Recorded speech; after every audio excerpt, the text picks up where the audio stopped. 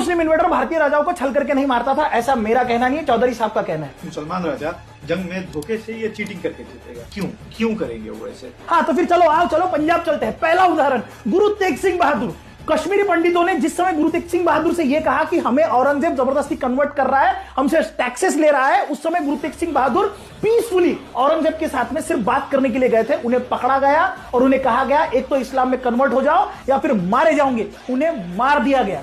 दूसरा उदाहरण चलो कर्नाटका चलो। अफजल खान का ट्रैक रिकॉर्ड था। कस्तूरी नंदन ये साउथ का राजा था, उसे छल करके बुलाया, गले लगाया और मार दिया। ये बात छत्रपति शिवाजी महाराज को पता थी, इसीलिए छत्रपति शिवाजी महाराज जब उससे मिलने के लिए गए अपने पूरे बॉडी को लोहे से सील करके गए थे और उसे उसी तरह से मारा जिस तरह से अफजल खान ने छत्रपति शिवाजी महाराज के बड़े भाई संभाजी महाराज, जिनके ऊपर से उनके बेटे का नाम रखा गया था, उन्हें छल करके मारा गया था। यहां तक कि छत्रपति शिवाजी महाराज के पिताजी शाहजी राजे को भी छल करके अफजल खान ने पकड़ा था और पूरे आदिल शाही में उनको घुमाया था। तीसरा उदाहरण देता हूं, चंपत राय बुंदेलखंड के राजा थे, राजा छत्रसाल बुंदेला के पिताजी, जो औरंगजेब की तरफ से दारा शिकोह के खिलाफ लड़े थे। औरंगजेब ने उन्हें यह वादा किया था कि यदि आप हमारी तरफ से लड़ते हैं तो मैं बुंदेलखंड को आजाद रखूंगा। 1 साल तक आजाद रखा, उसके बाद अटैक करके पूरा बुंदेलखंड अपने अंडर में ले लिया। चौथा उदाहरण गुरु गोविंद सिंह के 4 बेटे थे, 17 साल के, 13 साल के, 8 साल के, 6 साल के। 8 साल और 6 साल के 2 बेटों को दीवार में चुन के मारा गया था,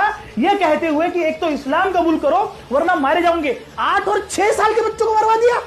यहां से आगे चलो, जसवंत सिंह जोधपुर के महाराजा औरंगजेब के लिए काम किया करते थे।